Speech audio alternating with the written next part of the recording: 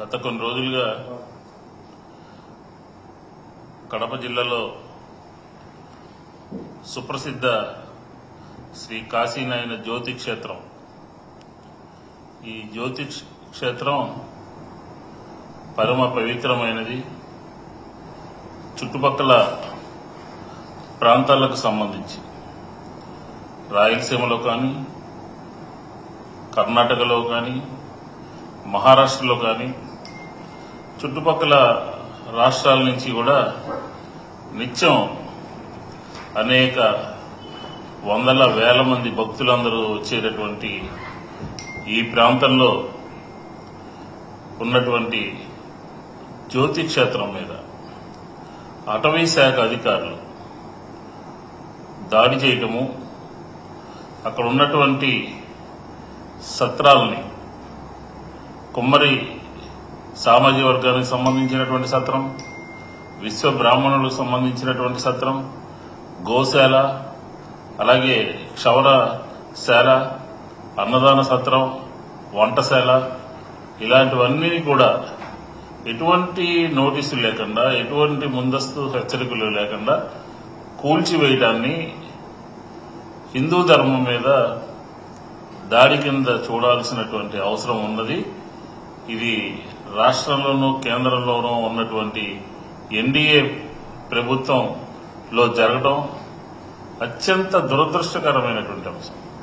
దురదృష్టమే కాదు, అసలు ఈ ఫారెస్ట్ డిపార్ట్మెంటు ఎవరి కన్సర్నల్లో పనిచేస్తుంది, ఎవరు దానికి ఆంధ్రప్రదేశ్లో మంత్రిగా ఉన్నారు అని చెప్పి మనం ఒకసారి పరిశీలిస్తే, ఈ కాశీనాయన జ్యోతి క్షేత్రం కూటమి సర్కారు విధ్వంసకర చర్యలకు, ఆధ్యాత్మికవేత్తల్ని ఆశ్చర్యపరిచే విధంగా, భక్తుల యొక్క మనోభావాలు దెబ్బతినే విధంగా రాష్ట్ర ప్రభుత్వం పనిచేస్తుందని చెప్పచ్చు. ఎందుకంటే అక్కడ పవన్ కళ్యాణ్ గారి పోర్ట్ఫోలియో, ఈ పవన్ కళ్యాణ్ గారి పోర్ట్ఫోలియోలో ఉన్నటువంటి అటవీ శాఖ అధికారులు అంటే, మనం ఈ రాష్ట్రంలో సనాతన ధర్మాన్ని కాపాడుతాను, ఈ రాష్ట్రంలో హిందూ ధర్మాన్ని కాపాడుతాను అని వేషం మార్చుకుని ఉన్నటువంటి పవన్ కళ్యాణ్ గారి పోర్ట్ఫోలియోలో జరిగినటువంటి ఘోరమైనటువంటి తప్పిదం. ఈ క్షేత్రం మీద దాడి కూటమి సర్కార్లో ఉన్నటువంటి పెద్దలందరికీ కూడా తెలిసే జరిగింది అని చెప్పచ్చు. ఎందుకంటే అక్కడ అటవీ శాఖ సంబంధించినటువంటి అధికారులు పవన్ కళ్యాణ్ గారికి తెలియకుండానే, పవన్ కళ్యాణ్ గారికి సమాచారం ఇవ్వకుండానే అక్కడ కూలగొట్టారా అని చెప్పని వైఎస్ఆర్ కాంగ్రెస్ పార్టీ ప్రశ్నిస్తా ఉంది. దీని ఇలా జరుగుతుందని తెలిసిన తర్వాత, ఇలా కూలగొట్టబోతున్నారు, ఇంకా కూలగొడుతున్నారు అని చెప్పి తెలిసిన తర్వాత వైఎస్ఆర్ కాంగ్రెస్ పార్టీ తక్షణమే స్పందించి ఆ ప్రాంతంలో ఉన్నటువంటి ఎమ్మెల్యే కానీ, ఎమ్మెల్సీలు కానీ, ఆ ప్రాంతానికి సంబంధించినటువంటి వైఎస్ఆర్ కాంగ్రెస్ పార్టీ నాయకులు కానీ, పార్లమెంట్ సభ్యులు కానీ అందరూ కూడా పోయి ఇమ్మీడియట్ గా సందర్శించి, ఇది చాలా ఘోరమైనటువంటి తప్పిదం జరుగుతుంది. ఎందుకంటే ఈ కాశీనాయన జ్యోతి క్షేత్రం యొక్క చరిత్ర మనం అందరం కూడా చాలా అద్భుతమైనటువంటి తెలుసుకోవాల్సినటువంటి అవసరం ఉంది. ఆయన పక్కనే ఉన్నటువంటి నెల్లూరు జిల్లాలో ఉదయగిరి నుంచి యతిరాజు గురవయ్య అనే ఆయన దగ్గర ఆధ్యాత్మికమైనటువంటి ఆత్మజ్ఞానాన్ని పొంది ఆ ప్రాంతంలో చిన్నపిల్లలకి విద్యాబోధన చేస్తూ, ఆధ్యాత్మిక చింతనని కొనసాగిస్తూ, అన్నదానం చేసే విధంగా ఆయన దాన్ని అక్కడ రూపొందించడం జరిగింది. ఎందుకంటే ఆ నల్లమల కొండల్లో జ్యోతి క్షేత్రం, జ్యోతి నరసింహస్వామి ఆలయానికి ఆయన కాశీనాయన చేరుకుని ఆ ప్రాంతంలో అక్కడ గరుడాద్రి కొండ, ఇలా రకరకాలైనటువంటి అటవీ ప్రాంతంలో ఒక ఆధ్యాత్మికమైనటువంటి సామ్రాజ్యాన్ని నెలకొల్పి అక్కడ అనేక రకాలైనటువంటి సేవా కార్యక్రమాలని చేసినటువంటి వ్యక్తి. ఆయన 1995 డిసెంబర్ 5వ తారీఖున పరమపదించడం జరిగింది. అంటే 100 సంవత్సరాల పాటు ఆయన ఆధ్యాత్మిక చింతన కోసం, భక్తిభావం కోసం, సేవా తత్పరత కోసం ఆ ప్రాంతంలో ప్రతీకగా నిలిచినటువంటి ఆయన యొక్క పరంపర కొనసాగుతున్నటువంటి తరుణంలో ఆయన చనిపోయారని తెలిసిన తర్వాత ఆయన దగ్గర ఉండేటటువంటి ఒక గోమాత 3 రోజుల పాటు కుమిలి అది కూడా చనిపోవడం, ఆ ప్రాంతంలో ఆయన కొనసాగించినటువంటి ఆయన తీసుకొచ్చినటువంటి అన్నదానాన్ని కొనసాగించడం, ఇవన్నీ కూడా ఏంటంటే ఒక ఆధ్యాత్మికమైనటువంటి ప్రతీక కేంద్రంగా నిలిచాయి అని చెప్పొచ్చు.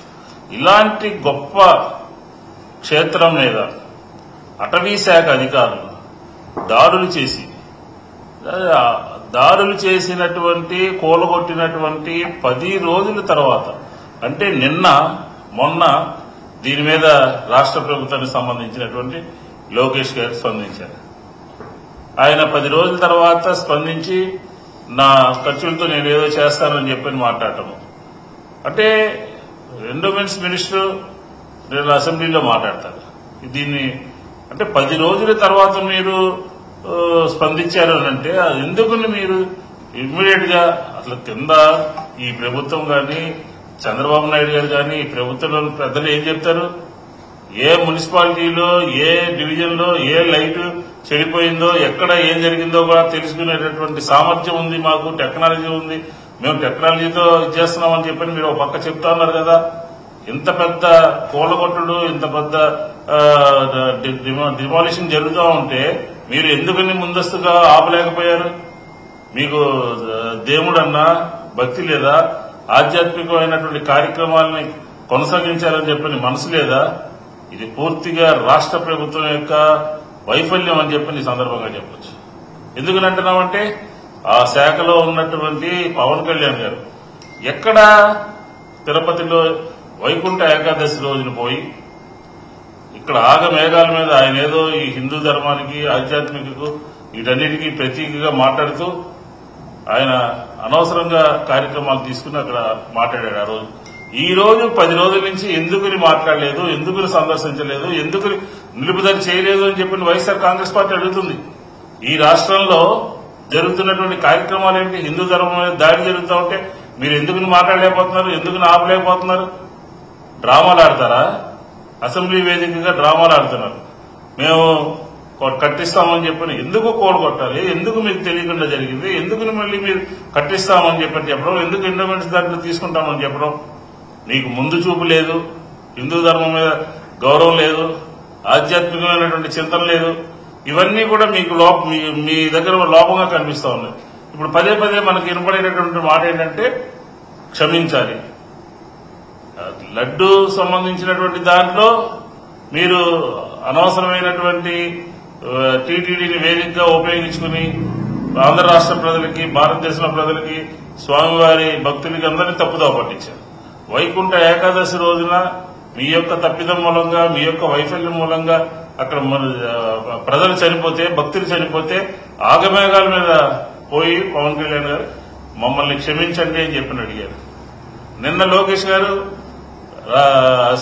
అసెంబ్లీ వేదికగా, శాసనమండలి వేదికగా మమ్మల్ని క్షమాపణలు కోరారు. అసలు ఎందుకు ప్రజలు మిమ్మల్ని క్షమించాలి అని చెప్పని వైఎస్ఆర్ కాంగ్రెస్ పార్టీ అడుగుతుంది.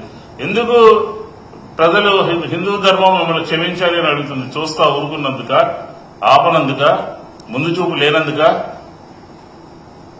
ఇది ఈ కార్యక్రమం భారతీయ జనతా పార్టీ, కేంద్రంలో ఉన్నటువంటి ప్రభుత్వం ఎన్డీఏ ప్రభుత్వము, ఇక్కడ ఉన్నటువంటి ప్రభుత్వం ఎన్డీఏ ప్రభుత్వం, ఈ 2 ప్రభుత్వాలు కూడా ఎందుకని సరైన విధంగా స్పందించలేదు అని చెప్పి మేము మాట్లాడుతా ఉన్నాం.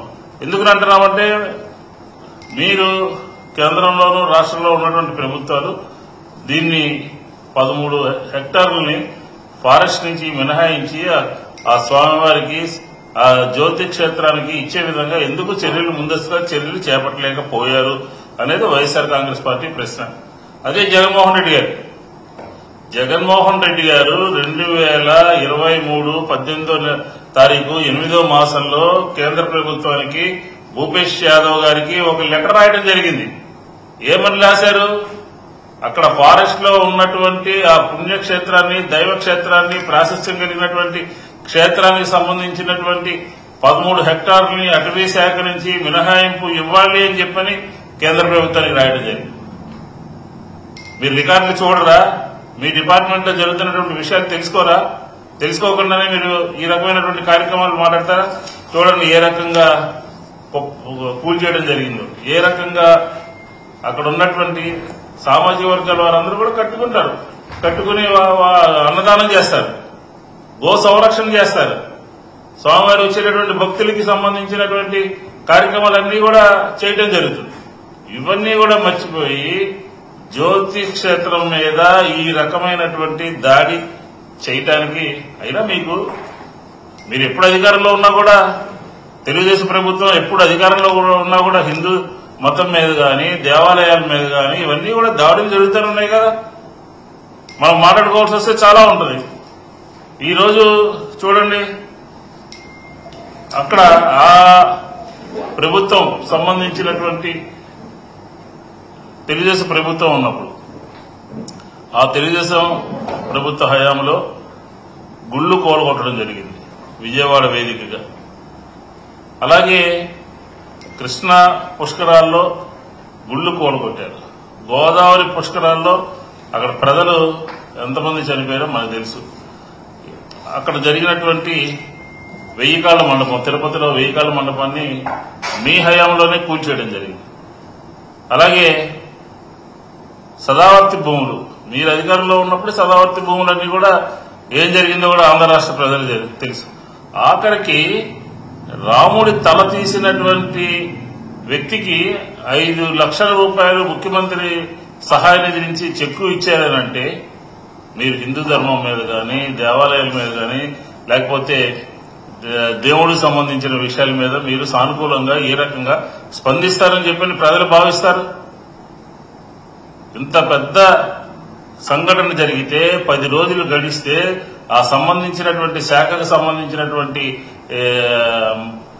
సనాతనవాదిని అని చెప్పుకునేటటువంటి పవన్ కళ్యాణ్ గారు ఎందుకు మాట్లాడేదో చెప్పాలి. ఆయన చూడండి, తిరుమల తిరుపతి దేవస్థానంలో జరిగితే ఇమీడియట్ గా ఈయన పోయి, ఆయన శాఖ కాకపోయినా, ఆయనకి సంబంధం లేకపోయినా ఆయన తిరుపతి పోయి క్షమాపణలు చెప్తారు. ఈయన శాఖలో జరుగుతున్నటువంటి విషయాల మీద ఆయన మాట్లాడారు. అదే లోకేష్ గారు ఆయన శాఖకు సంబంధం లేకపోయినా, ఆయన శాఖ కాకపోయినా అక్కడ దానికి ఆయన క్షమాపణలు అడుగుతారు. ఏంటి ద్వంద్వ విధానాలు? ఏంటి మీ ప్రభుత్వంలో జరుగుతున్నటువంటి కార్యక్రమాలు ఏంటి? జగన్మోహన్ రెడ్డి గారి మీద 5 సంవత్సరాల ప్రభుత్వంలో ఎక్కడ ఏం జరిగినా బురద జల్లేటటువంటి కార్యక్రమం తీసుకున్నారే? ఎవరు హిందూ ధర్మాన్ని కాపాడతారు? ఎవరు సనాతన ధర్మాన్ని కాపాడతారు? ఎవరు ఆంధ్రప్రదేశ్ లో గో సంరక్షణ చేస్తారు? ఎవరు దేవాలయాల్ని కాపాడతారో ఈ చరిత్ర అంతా చూస్తే, రికార్డులన్నీ చూస్తే స్పష్టంగా అర్థమవుతుంది కదా మనకి. కాబట్టి ఈ జ్యోతి క్షేత్రం మీద అటవీ శాఖ అధికారులు దాడి చేస్తుంటే మౌనంగా ఉన్నటువంటి రాష్ట్ర ప్రభుత్వం నిన్న 10 రోజుల తర్వాత నిన్న మాట్లాడితే ఏం ఉపయోగం ఉంది? కూలగొట్టిన తర్వాత, కూల్చేసిన తర్వాత మేము కట్టిస్తాము, మా డబ్బులతో కట్టిస్తామని లోకేష్ గారు స్టేట్మెంట్ ఇచ్చారు. మనోభావాలు దెబ్బతినవా? భక్తుల యొక్క మనోభావాలు దెబ్బతినవా? ఆధ్యాత్మిక కేంద్రాల మీద ఈ రకమైనటువంటి దాడులు చేస్తా ఉంటే ఇది సమంజసమా అని చెప్పని కూడా మేము అడుగుతా ఉన్నాం. ఎక్కడ క్షుద్ర పూజలు? కనకదుర్గ దేవస్థానంలో క్షుద్ర పూజలు మీ హయాంలోనే పుష్కరాల్లో మరణాలు, మీ హయాంలోనే తిరుపతిలో మరణాలు. కాబట్టి వైఎస్ఆర్ కాంగ్రెస్ పార్టీ ఎల్లవేళలా కూడా సనాతన ధర్మాన్ని కాపాడేటువంటి జగన్మోహన్ రెడ్డి గారి నాయకత్వంలో ఉన్నాం. అలాగే హిందూ ధర్మం మిమ్మల్ని ఎందుకు క్షమించాలని చెప్పి కూడా వైఎస్ఆర్ కాంగ్రెస్ పార్టీ సూటిగా అడుగుతా ఉంది. క్షమాపణతో సరిపెట్టుకుంటే సరిపోతుందా? రాష్ట్రంలో ఏం జరుగుతుందో మీరు ఎప్పటికప్పుడు సమాచారం వచ్చి దాన్ని నివారించాల్సినటువంటి బాధ్యత మీ మీద లేదా? 3 రాష్ట్రాల్లో భక్తులు ఉన్నారు. ఆ కాశీనాయన క్షేత్రం అత్యంత పవిత్రమైనది.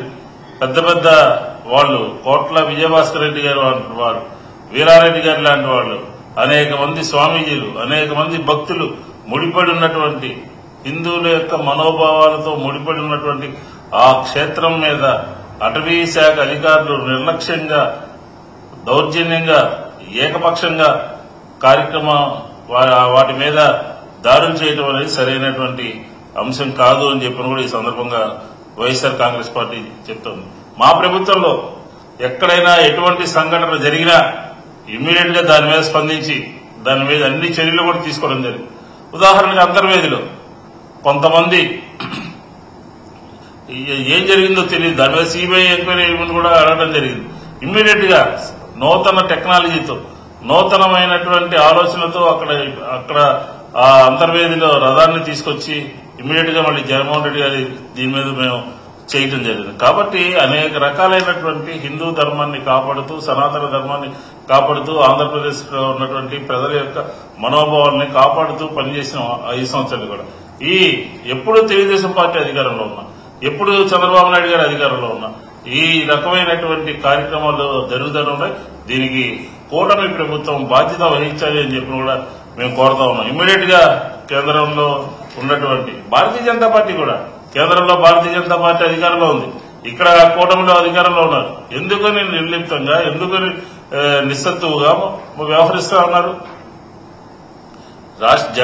జగన్మోహన్ రెడ్డి గారు ఉత్తరం రాశారు కదా, ఉత్తరం రాసినటువంటి దాన్ని పరిగణలో తీసుకుని మీరు ఆ క్షేత్రాన్ని పరిరక్షించాల్సినటువంటి ఆవశ్యకత ఉన్నది కదా. కాబట్టి మేము ఈ జ్యోతి క్షేత్రం మీద ఈ అటవీ శాఖ పవన్ కళ్యాణ్ గారి అదుపాజ్ఞల్లో ఉండేటటువంటి అటవీ శాఖకు సంబంధించినటువంటి చర్యల్ని రాష్ట్ర ప్రభుత్వం నిమ్మకు నీరెత్తినట్టు వ్యవహరించడాన్ని తీవ్రంగా ఖండిస్తాం.